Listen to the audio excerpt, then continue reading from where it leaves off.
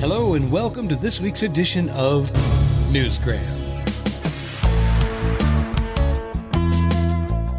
Greed is a powerful motive for murder. Do you like crime novels? Who doesn't? It's the number one podcasting genre.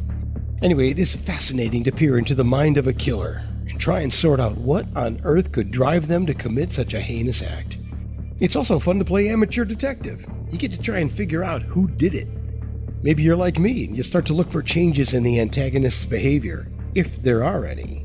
Why are you putting up roadblocks? Are you just a red herring, or did you do it?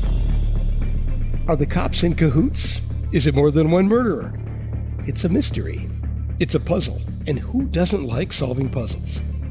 Today, I have a book for you called Persons of Interest, and it is both a murder mystery and a romance novel. In the back of my mind, I have my wife who's going to be reading the book and helping me edit it. I have 3 grown daughters who will read the book. I didn't want them to read it and say their husband/father was kind of a erotica type writer. So I kept the scenes very nice also. But that was like the hardest part of writing the book, keeping in mind that I did not want to be doing anything over the line. Okay, so romantic, but not pornographic. I get it. That was the author of the book, John Jenchura, and one of the reasons he's emphasizing the importance of not going too far with the sex stuff is that the main character, Warren Wallace, loses his wife to breast cancer, and one of the story elements involves Warren re-entering the dating scene. It's a big part of the book, but it isn't the only part. Here he is with a prepared statement. It is my hope that Persons of Interest will bring new readers to what I call the, quote, murder, mystery, romance genre. I think it will. Let's dive in, and don't worry, there are no spoilers here.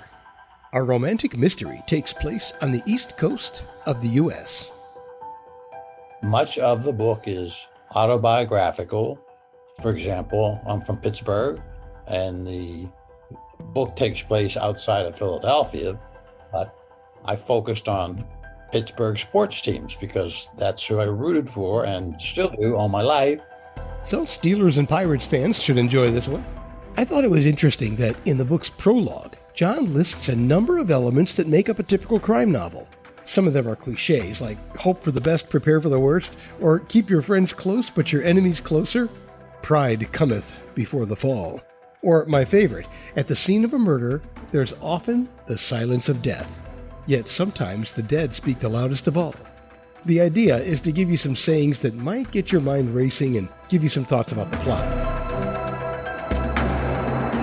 One in which a young woman is bludgeoned to death quite brutally with a golf club. Being a golfer and an attorney, not surprisingly, I set the murder at a golf course. I had a couple of attorneys involved, 2 of which became very close, and while the plot was unfolding, they became more than just friends and developed a romantic relationship. So I have 2 plots going on. Love and murder. This would not be the first novel to involve those 2 elements, so I need to let you in on something else. This story also involves insider trading. I decided to develop the situation involving a crime known as insider trading, where a person gets information about a company that is not available to the public, and they take that information and use it to make decisions about buying and selling stocks. That is against federal law.